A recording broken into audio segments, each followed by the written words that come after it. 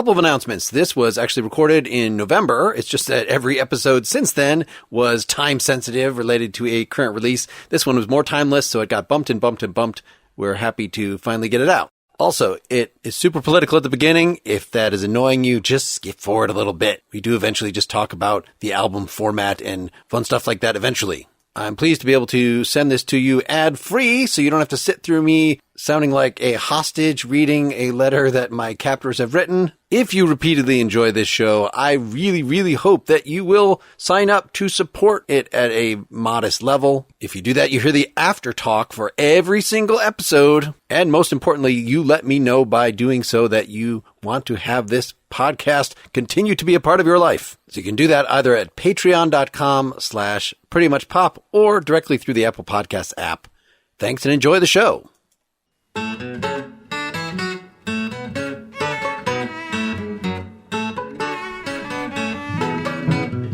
This is Pretty Much Pop Culture Podcast, pumping out not only the hits, but the filler surrounding them.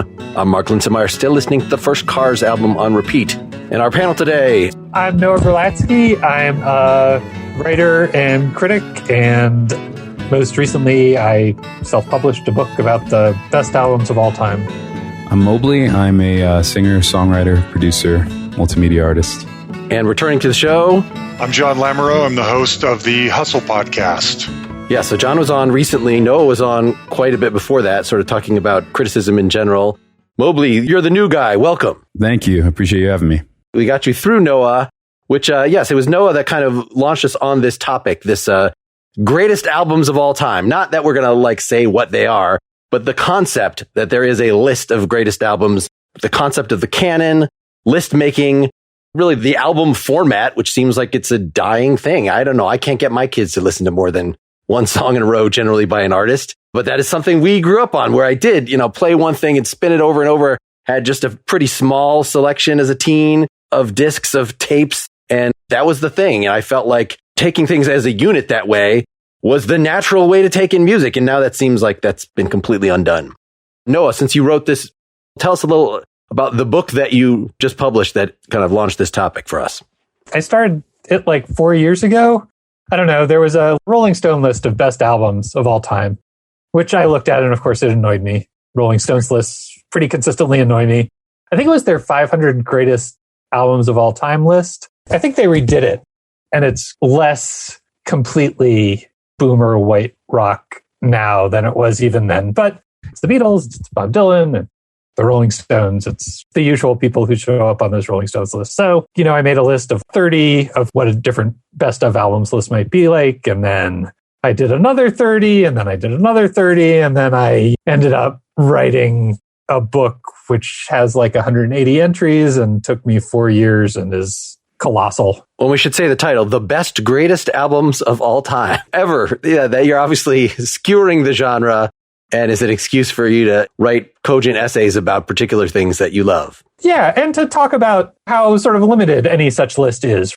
The thing about the Rolling Stones list that's irritating, it isn't so much that it's, yes, our favorite albums are boomers roots rock from the 60s and 70s. It's fine. People can like whatever they like, right? It's just that certain things get cited all the time, and the focus is so narrow that you kind of don't even get the sense that there's anything else out there, partially because they're done by consensus, right?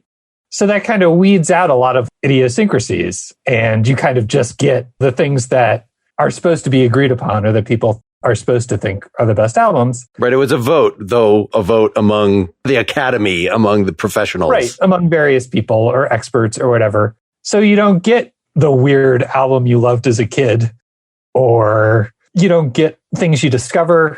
While I was doing the list, I got into Brazilian Tropicalia. So there's a bunch of that on there. There's noise albums, which never show up on those lists because, it's not a big enough genre. There's indie releases, which you can't find. The most difficult to find thing on there is probably this album by Sato Koji, whose name I'm maybe mispronouncing, who's a Japanese experimental artist who does tape loop stuff. And he released this wonderful album called And My Guitar Can Sing, I think it was called. It was 2 50-minute tracks of just a single guitar sort of riff looped over and over for 50 minutes. And it's wonderful and lovely. And he took it offline. So it's like completely disappeared. You can't listen to it anymore unless you downloaded it. But it's great. So why shouldn't that be on the list? Mobley, as artist, can we get your sort of initial take on this whole list making process and the whole concept of the greatest albums idea? Kind of to draw an analog to something that Noah is saying, but to put it in kind of more stark and perhaps more grave terms. When you look at the canon, the Western music canon, what people think of as classical music and what a lot of people think of as quote unquote real music, the formation of that canon was a political project that was embarked upon explicitly by some around the turn of the century to prove German cultural supremacy. So what we refer to now in a very generic way as music theory, not Western music theory, not late 18th century German music theory, just music theory, the thing you use to analyze music, has its roots in a cultural supremacist project. That's an example of how insidious this kind of canon making can be and the ways in which it can marginalize and truly limit the life opportunities of artists who find themselves in an out group, you know, in relation to whoever's decided to be the arbiter of true music, whoever's decided to be creating what's really real music that cultured, educated people know to be music of quality. And so, well, I certainly wouldn't accuse Rolling Stone of doing anything quite that insidious. When you look at, for example, the lineups of popular music festivals, a lot of artists who are selling millions and millions of records and are topping the charts will end up opening for artists who haven't been relevant for 30 years because of this sense that, oh, well, these people made real music. And, you know, this is just kind of a flash in the pan thing, even though it's the most popular stuff in the world. And obviously there's a market for it. So that stuff even supersedes capitalistic considerations like how do we actually maximize profit for this festival because there's such cultural prestige around these things.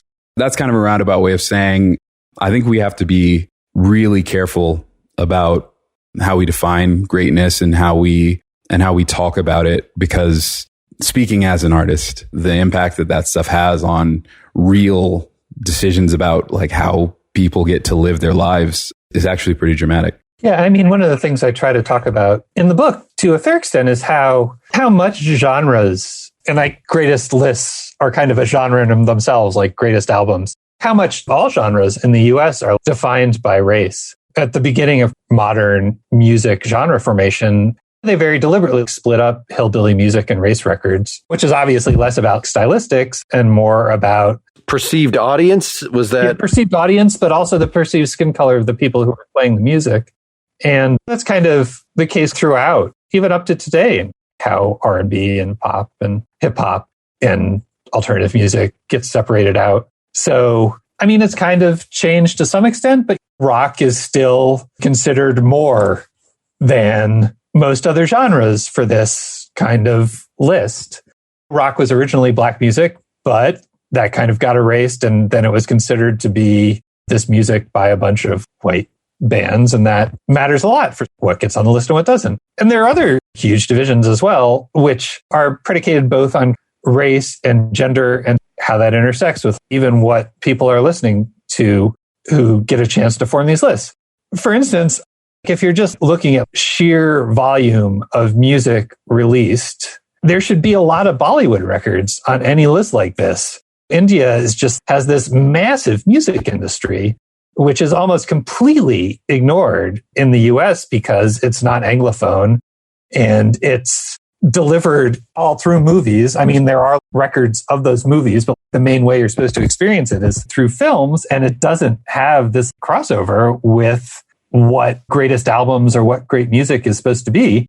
And that matters a lot for like what we think of as important trends in music or what important music is supposed to be. So like I tried to put some Bollywood records. That also relates to something that Noah and I have talked about in the past, which is this, I think these greatest ever lists are kind of part and parcel to this popular notion of there being this meritocracy in the arts and in music.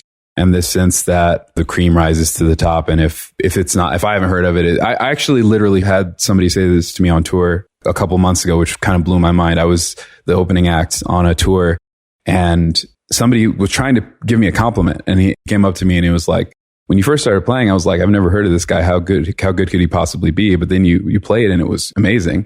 And it's like, you think you've heard of all the best musicians in the world? That's how seeing something live is supposed to work, that you don't know in advance everything you're going to see. Right. Totally. But also think about what you're saying. Like, think about how limited your perspective is. I was in Colorado on tour, and you live in Denver, Colorado. How many musicians from Eritrea have you heard of? How many musicians from Mongolia have you heard of?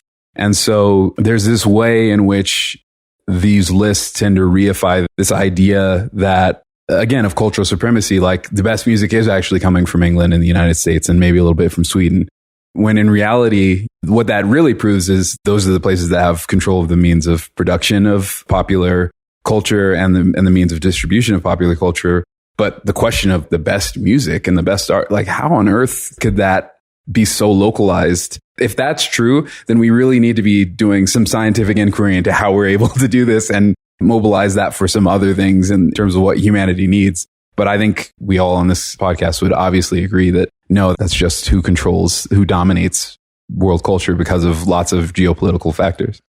Boy, this conversation went deeper and darker than I thought. I imagined us talking about our favorite albums and what makes a fun album and what's good, what isn't. This is heavier than I thought.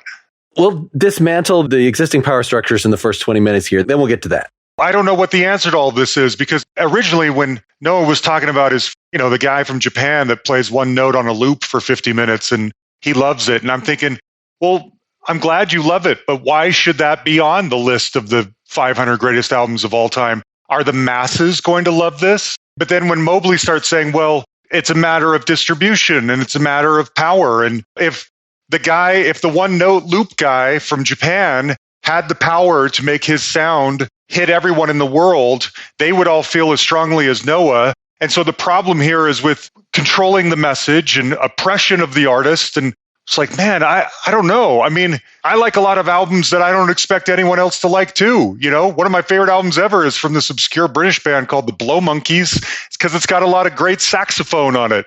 And it's one of my best albums of all time. But I don't expect anyone else to agree with me on that.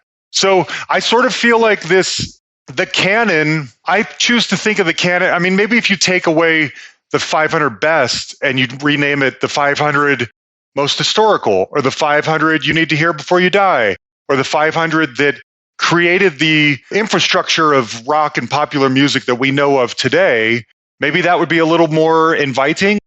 The problem with sort of like turning it into, what's most influential is that you run into some of the same problems, because it's like, what's most influential in what context? I mean, I was just talking about Bollywood, right? There's like this huge history. Bollywood's been a major hub of music, at least since the 50s, probably since the 30s. And, most people in the US, who don't have sort of any connection to that region, don't know anything about it. And, wouldn't be able to name like the top 5 artists of the last 50 years. So is your argument then that the problem here is that Americans are just so up their own asses in ignorance that they need to spend more time with Bollywood music? Because if they did, they would love it like everyone else does. Or the other argument to this is that for whatever reason, Bollywood music hasn't been able to transcend the barriers of India or whatever. It does in some ways. It does. There's some flourishes on some pop songs, and we liked Slumdog Millionaire, and there's some things like that. I'm not saying necessarily that's because Bollywood music is lesser than, but that music and the billions of people over there who love it have not collectively been able to exceed enough power that Bollywood music has overcome people's love for the Beatles and Pink Floyd. And it may never.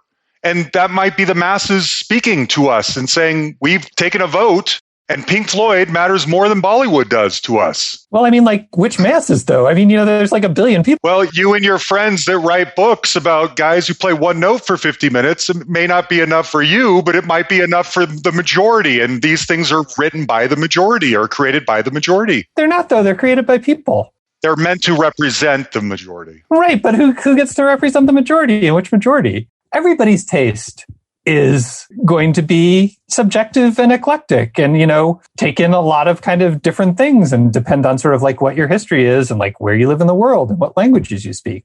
And that's fine. I mean, nobody can know like every musical tradition or like be a fan of like every genre. The problem comes when you start to try to figure out some way to make your own particular take objective by saying, well, this is the thing that is most important to the people, or this is the thing that has the most influence, or this is most important because it represents this particular kind of music. And it's funny because, I mean, like that's still the case with classical music. Like it's kind of classical music albums never get on this list for kind of the opposite reason. It's because people think they're so important that you can't possibly rank them. I mean, like people are afraid to like, have a Beethoven album behind like Donovan, which is what I do in my list. Well, and besides, it would be like, well, which performance of the Beethoven album, that it's part of what's driving even the structuring of this. And I noticed, when we were kind of putting our notes together, you threw out even some singles or whatever, but the whole idea of I'm an artist and I produce original music and I produce an album, and that is a distributable thing. And there's so much music that is not the model for it. Certainly all the beginnings of music, the actual roots, folk songs, classical, it's really only with the Beatles where it became so important that you write your own music. And so there's a certain kind of songwriting nerd that will actually be, I'm really into, the Tin Pan Alley composers that, how many people covered their stuff and these classic country thing, what constituted the canon, the standards within particular, jazz or just various live settings. And so already, this is just something I think that changes from decade to decade. And now, when we're getting to the point of the breakdown of record companies and distribution over the internet, and so not having the Billboard charts, having a centralized distribution system that you can even count easily how things are getting around. We've already moved past, if there was we're getting in the top 10 hits today, that is something that just doesn't even make any sense anymore. I think my question, responding to Jon's concerns, or the kind of the question he was posing to Noah, and the way that I would say I would feel is the most responsible way to approach this stuff is, what is the purpose of the list? What are we trying to accomplish with the list? And be explicit about what you're trying to accomplish with the list. Like you said, if this is like Joe Schmo's 100 albums you have to listen to before you die, according to me and only me, coming from my particular background and the experiences that I've had, blah, blah, blah, blah, whatever. That's all well and good. I think the thing that grates about, the Rolling Stone thing and similar efforts is it does seem to be trying to make this objectivist claim about quality, about indispensability, about universality, because it's not like the greatest albums of these years on this particular patch of earth. It's the greatest albums ever. Let me push back on that a little bit. And I can't believe I'm about to defend Rolling Stone magazine because I have lots of issues with them myself. I was thinking about this. Okay, well then what media conglomerate, piece of media out there is better equipped to tell us what the 500 most important or greatest albums of all time are than Rolling Stone? Who is better equipped to do that? My answer would be to return to my question, like why? Why are we making this list? Why do I need to know that? Because they're in the business of canonizing rock and rock history and have been for 50-something years. And they do it longer, more thoroughly, and more respectably. I can't believe I'm saying these words about Rolling Stone, but I am. There are no other competing magazines that have lasted this long. There are no other competing shows, movies, outlets of any kind that are documenting this kind of popular culture as thoroughly as they have for over 50 years. Therefore, what they say on this matter is the empirical. It doesn't mean that everyone has to agree, but they don't need to clarify and say these are the 500 albums we think are important or you should hear, because we're the final say at the end of the day anyway. Well, I just want to clarify what I said real quick. What I'm asking, I'm not talking about what is, I'm talking about what needs to be. And I'm asking why, just why do we need it? Like an argument, because you can just look around our economy. We are very much in the business of making things that don't need to exist. Like people do that all the time. So I'm just asking from a standpoint of necessity and vitality, what is being accomplished here other than you selling your books and magazines? Why do we need this? What is it doing? This was kind of getting into what last time when Noah was on, we were sort of just talking about the function of the critic. And I remember reading at some point in college or something, oh yeah, the function of these magazines, the music press in general, is to regulate our intake. And I found that so insulting. Like, I don't need my intake regulated. I don't need my, I do think at this point, based on what Jon was saying, that like Rolling Stone has developed its own brand. And so it's actually not that different than Noah personally saying, these are the albums you should hear before you die. The Rolling Stone people saying, based on sort of the brand that we have built up, these are what which is, they're trying to fix it. They tried to ever expand it. They got a more diverse group that voted, every time. And, so there's more rap. There's more. It's not just all stuff from the 60s and 70s. In fact, there's a podcast I can point folks out to where the people who put this 2020 list together talk about exactly how that went into effect. So I do feel like it's less pretentious than it sounds. The way that this this is according to the Rolling Stone aesthetic, whatever that is, and that's an evolving thing. These are what we think is worth your time, and take that with as much salt as you want. That just carries a lot of weight with your average layperson, and that's a responsibility that has to be taken really seriously. I think that's my point at the end of the day. If we decide this is a necessary thing, if we decide it's a vital thing, I think it's just essential to communicate very clearly about what it is and what it isn't. And even as I concede that it certainly has improved a lot, I don't think that they seem to be taking that completely seriously. Can I ask just a question to maybe wrap this up and move on to the album structure thing or whatever? But do you feel like, is the consensus that this whole list making, unless it's just purely a personal subjective individual, not somebody with mass power like Rolling Stone, but exercise, just the whole idea of canonization is just morally, historically bankrupt. It is just something that was started as a tool of the oppressors. And even if that's not the intention of people going forward, that's still, it's a lingering thing. We would be better leveling the field in some radical way. Or is the solution like canonization is still somehow useful? Human beings can only listen to so much in their lifetime. We want to have a culture and, communicate what we feel like in whatever area is awesome to other people, and communicate what was actually influential. So maybe this part of the revisionary version is like, okay, if those black founders of rock and roll got erased, well, let's rediscover them. Let's get those guys out there. Let's or put out this NPR's 150 albums by women list, like specifically that. Let's keep the canonization idea or the list making idea, but try to do something more positive with it. I mean, I think that, people like making lists. They like to revisit things they love. They like to discover new things. I don't think that that's an evil thing to sort of say, these are my favorite best albums. I'm going to put them in a list and talk about why I love them, which is kind of like in doing my book. I mean, I had a couple sort of goals, one of which was just entertain myself, basically. One of which was to say, maybe introduce people to kind of some albums that they might not have heard before. And finally it was to, think about what list making is, especially the idea that, I mean, it's kind of weird, but I don't think people think about this all that much, is that, any list is really super limited by what you've actually heard. I mean, with Rolling Stone and expertise and, kind of this idea that these are people who, know the field.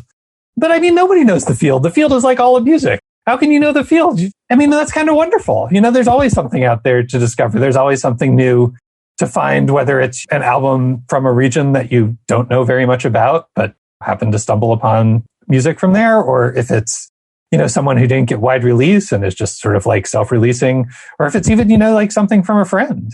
So the last thing is people should feel empowered to sort of own what they like and be willing to sort of say, yeah, this thing is great, even if it's not something that somebody has heard, even if it's this weird tape loop experiment, which really connects with you. You don't have to put an asterisk by it and say, well, this is my favorite, but I understand it's not that influential, so it can't go on a list like this.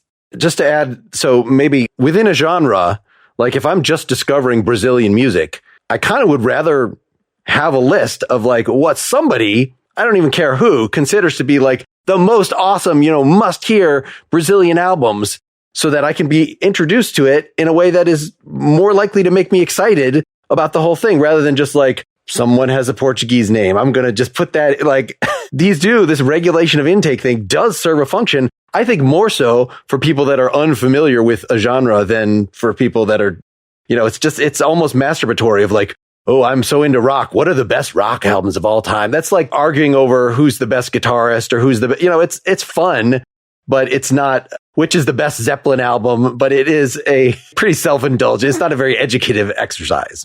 The difference between what you're talking about there and what, we started out talking about is the difference between curation and canonization.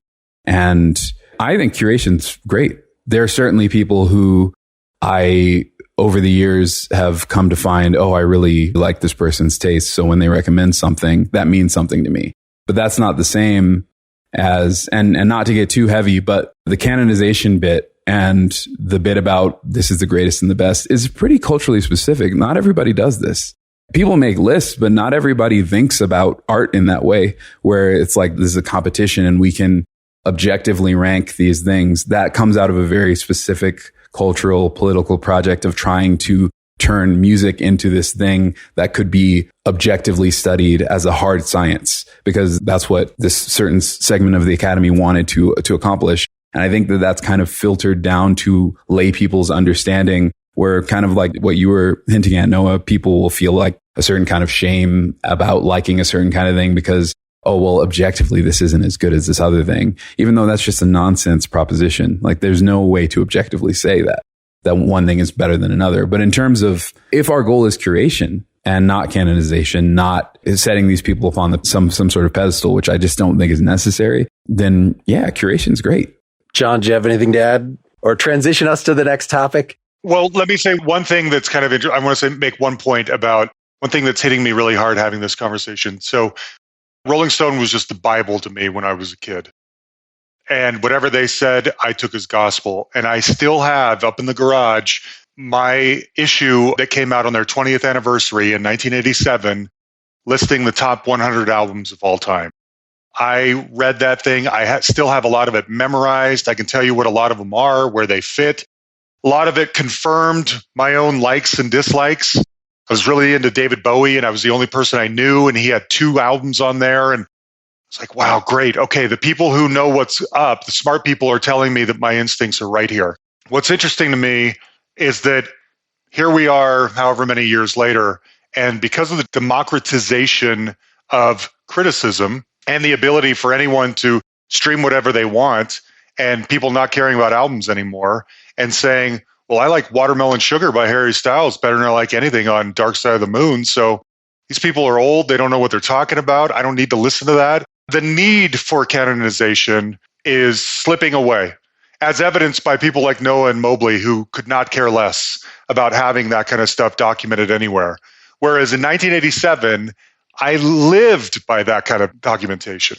I wanted that so badly. We're probably going to enter some sphere here or some chapter in human history where nothing is canonized because everybody's equal and everybody's good and has value, and we don't place one above the other. And then in 20 or 30 years, someone's going to be like, you know what, we should start ranking people again, because that's how you know what's really good. And then it'll start all back over again. It'll just be a cycle. Well, I wouldn't say we're not doing that now. I think that like Spotify, YouTube, Apple Music have a really great interest in ranking people and getting people to be preoccupied with numbers. So I don't think that's going away by any means. But, when you look at the difference, the distribution of music then versus now, even, when I was a kid, the music I had access to was the music that was distributed in the stores that I could get my parents to drive me to. That was the entire world of music to me. And the way that functions in terms of the way that you listen to music, the kind of identity formation you do around the music you listen to is just radically different than when some kid in Shibuya puts out an EP and then you can hear it anywhere in the world with an internet connection. It's just different. And kind of to your point, the ways that we think about this stuff has to evolve with that. I just want to combine the two stories. It's Jon, what you were just saying about Rolling Stone, and Mobley, what you were just saying about the evolution of these things. So I remember in college, I had to do a research paper in some music related class. I was looking through microfilms of Melody Maker magazine from the 70s. And it was like all these things that I had just discovered, all this sort of early 70s prog rock. That was one of the things that I felt like I discovered on my own, which of course I didn't, but it didn't come off the radio.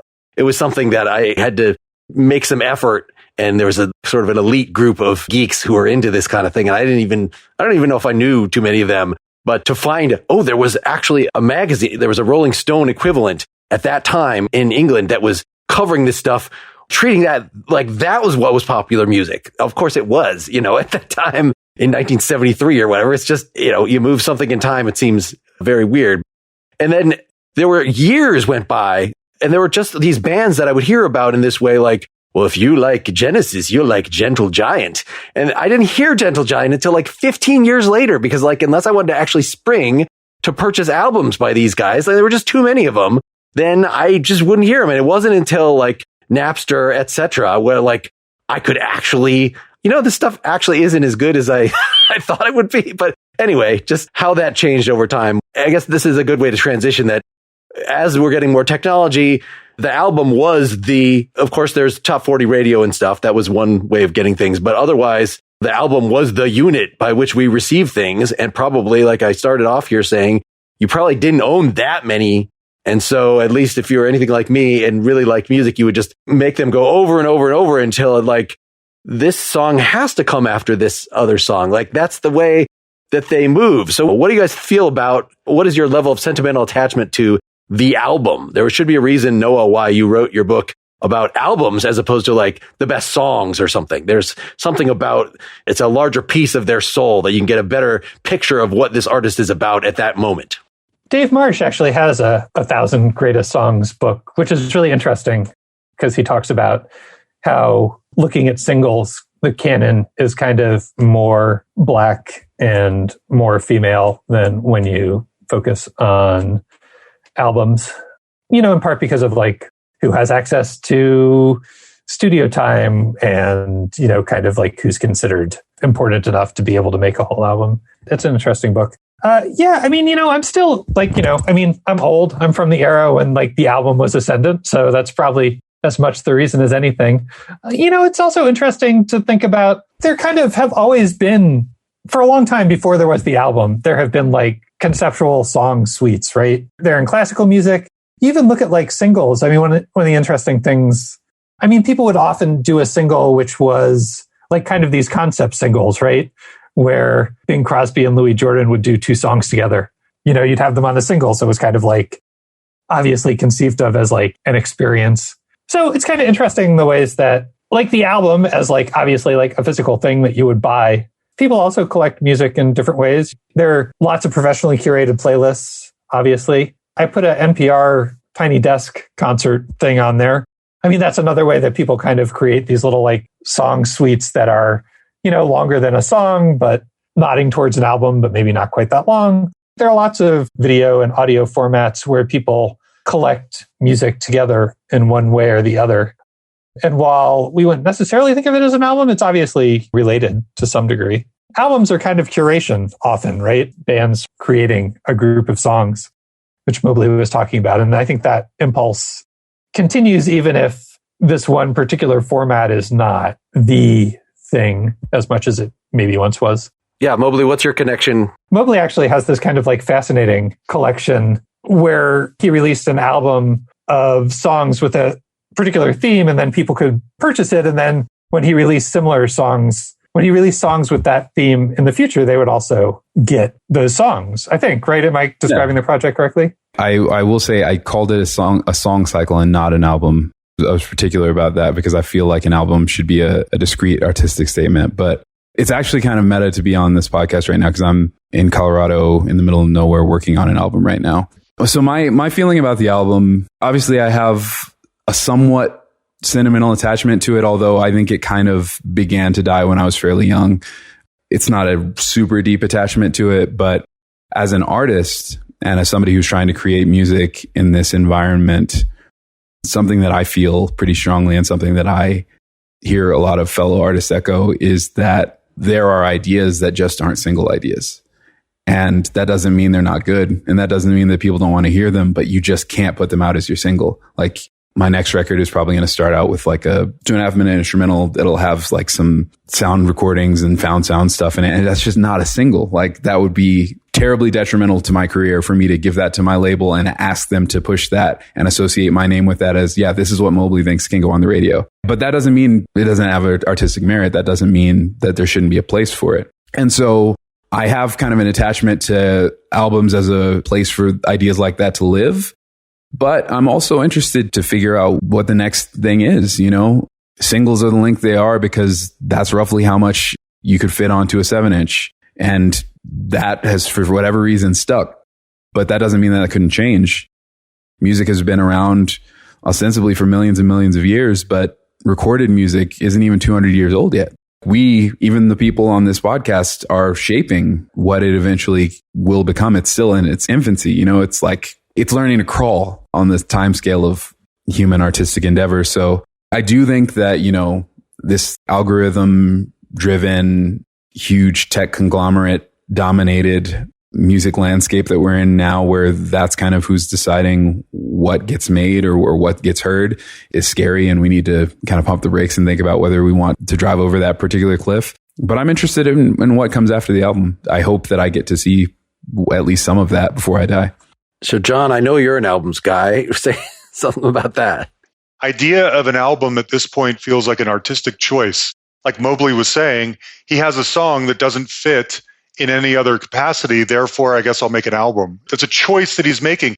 Most of the legacy artists, especially that I talk to, are really, some of them feel like whatever they're creating isn't real unless it's on an album. And when we say album, we're talking about 10 songs, maybe on a CD. Maybe they're just all streaming under one name on Spotify or whatever. But a lot of them feel like, what's the point? No one's going to buy this anyway. It costs me money to make these albums usually. You know, I might press 500 CDs, and when I'm sold out, I have to press another 500, and I only have like 6 more people that want one. So I'm going to sit with 494 CDs in my garage, you know, and try and sell them at gigs or whatever. I could pull my boxes out and show you. I mean, you get it, right? So, I mean, as somebody who still prefers entire albums, because I feel like that's the artistic statement that somebody intended to make, I want to hear what they had to say all at one time. I still prefer that, but I don't blame anybody for putting out music however they want to hear it. And I don't know what the best way to do that is anymore. I don't know if you need a major label. I don't know if you need to be on a Spotify playlist. I don't know if you need placement in a commercial. I don't know how it works. Someone like Mobley would know. But at the end of the day, Mobley's just got to do what he feels is right for him and his artistry. And defining it will probably get figured out after the fact. You know, having the album go can be limiting in the sense that you're back to the single. People obviously, I mean, I guess this is what Mobley was talking about with like ways to go post-album. You know, people are doing interesting things that are kind of like wouldn't ever fit. One of the longer things on my list was this album, Death Mask by Gothgirl. So they're a harsh noise wall artist, and they released like one track every day for a year. I don't know if you know what harsh noise wall is, but like it's like this like huge, deafening, just like shriek. 365 tracks of that. I think the longest is like 10 minutes, but most of them are like just a few seconds. Noah, that didn't make your best of all time list? It is. Oh, good. Okay, good. I'm sure the masses just have to hear this before they will all agree with you. It's a slog, and you know, but it's like it's an amazing thing to do, right? I mean, and they're trans, and it's kind of about dysphoria and anxiety, and yeah, I mean, it's amazing, and you know, not something that you would have been able to even. I mean, obviously people like wouldn't even have thought of like being able to do something like that 20 years ago, because you wouldn't, you know, how would you distribute it? How would you even get it in a format that people could deal with at all? So there are definitely exciting kind of possibilities as media changes, as well as losing possibilities. There's definitely a loss in, you know, not necessarily being able to sell certain things as coherent artistic statements, but there's some interesting upsides as well. Ideally, I mean, I think about albums exactly like the way I think about set lists, is how long do I expect people to sit through something, and how can I make the levels go up and down. And, there's a specific roles that like the first song has to have and what's going to go at the end, and just make it make dramatic sense.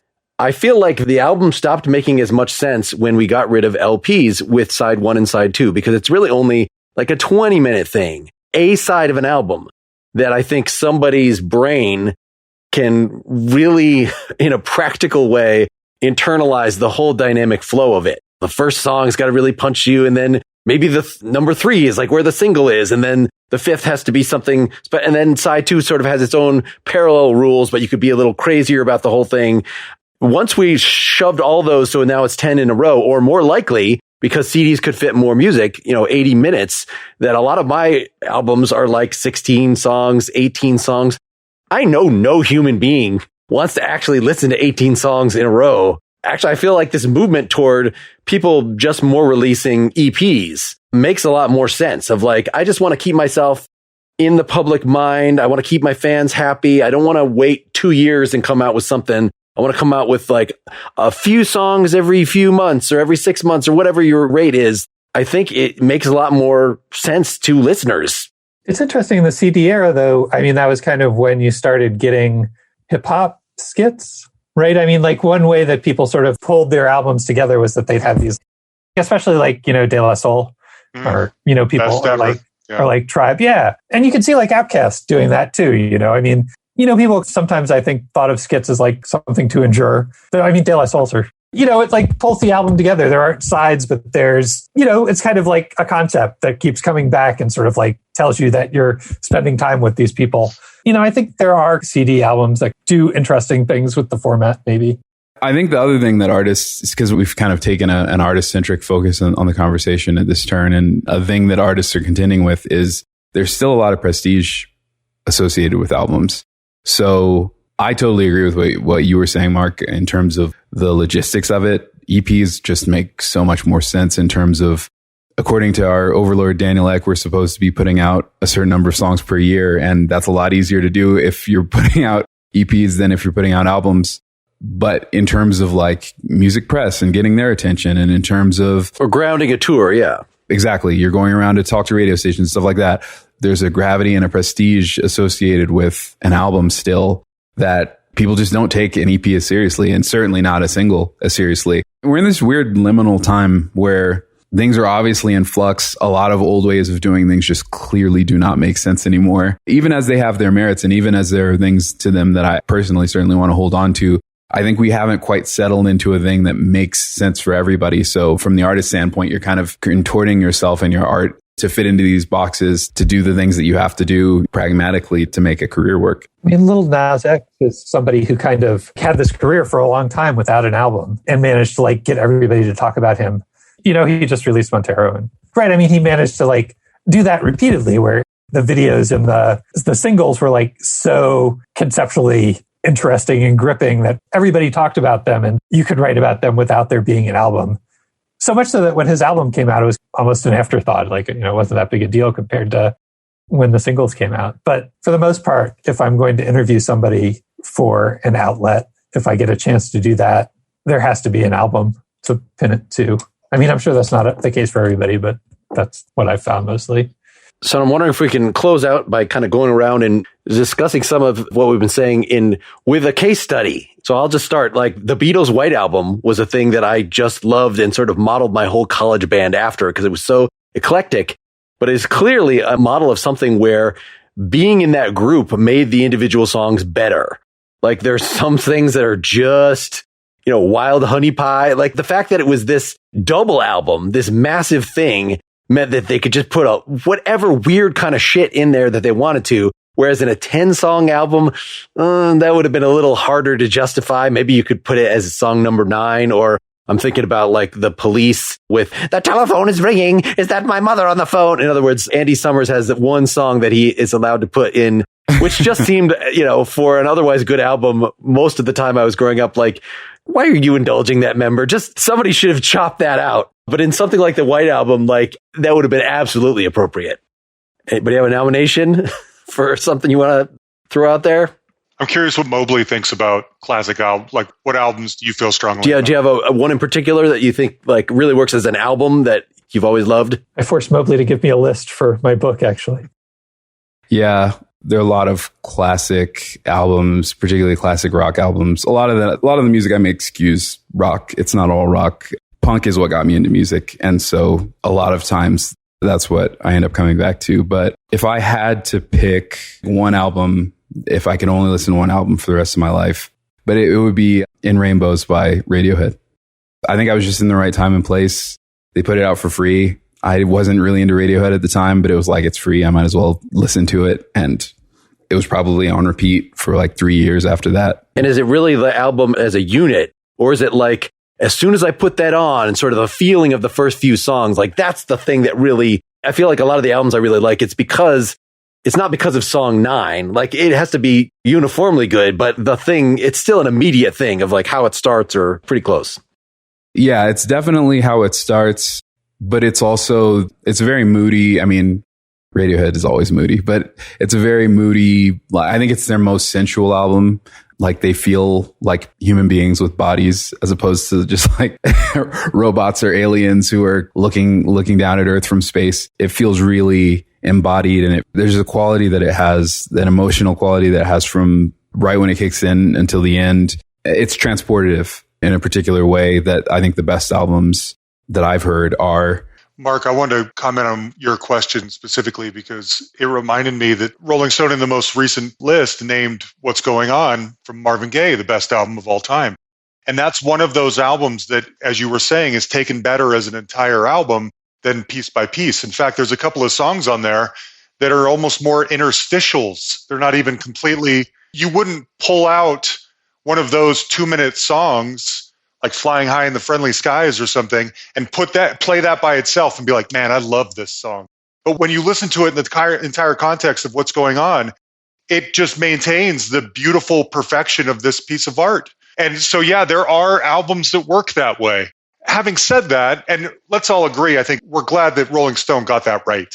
You know, I remember back in 1987, that album was number 10. All I knew from Marvin Gaye was Sexual Healing. And I was, okay, well, I guess I got to look deeper into Marvin Gaye, and sure enough, I did, and it's one of my favorite albums of all time, too. You know, it holds up culturally, it holds up politically, it holds up as a piece of art, but not every album has to do that. I mean, when I think about some of my favorite albums of all time, I like them because I like 8 or 9 of the 10 songs that are on there. In fact, I was thinking, I'm going to dumb down our conversation here for just a second.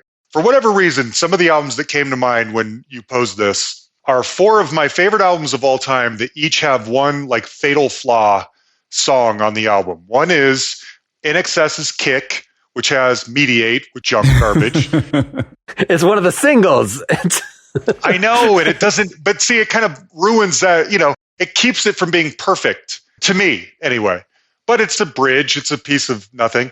Another one of my favorite albums of all time is Billy Squier's Don't Say No. And there's this really sappy, sad, drudgery ballad at the end called Nobody Knows. And I skip that every time. And I realized that's true for another one of my favorite albums of all time is Bryan Adams' Reckless. That is just jam-packed with great songs. And I even like Heaven, but that's another ballad that I just kind of move past now. And so poor ballad. Sometimes in my canon, my own personal canonization, there are the things that if they aren't good, they're the skip tracks on albums that I think are perfect without them. You know what I mean? That calls to mind something that I did want to say before, and it relates to something you were saying, Mark, about like going back and listening to prog records that you hadn't been able to pick up before the streaming age or whatever. But the way that I listened to albums when I had to buy them and when they physically existed and when there was this limited number, because I grew up pretty poor, I could maybe on a good month afford one CD. And I was going to listen to that thing back to front 5, 10, 15 times. And if I didn't like it, it wasn't because it didn't catch me on the right day. It was because I had listened to it a bunch of times and I knew for sure that I didn't like it.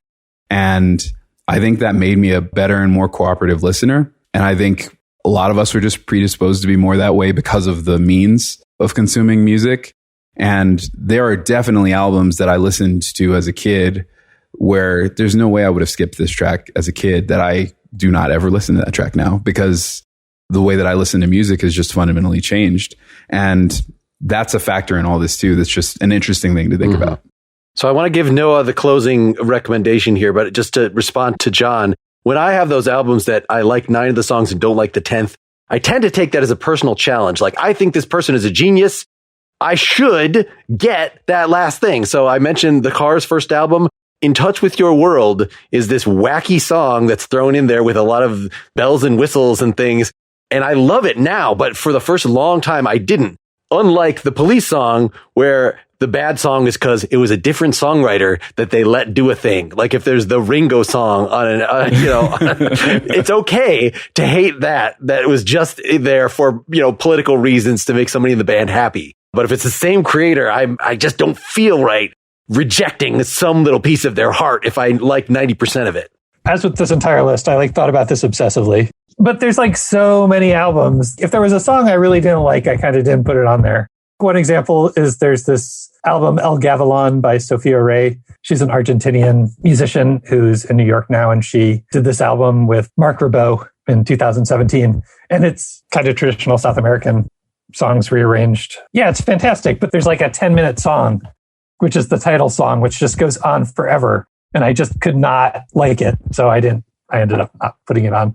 There was a similar thing with Shu Ishikawa, who's a Japanese industrial musician who did the music for Tetsuo the Iron Man, which is this kind of great body horror Japanese film. And it's amazing industrial music. I mean, it sounds like you're being pounded to death in a factory.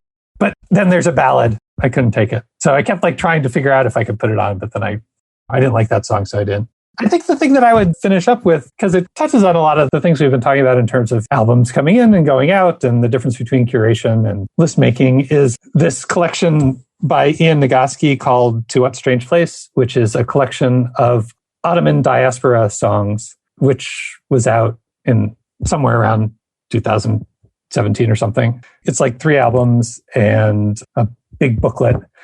So it's basically a collection of singles from that era. And the era is actually before Harry Smith's anthology.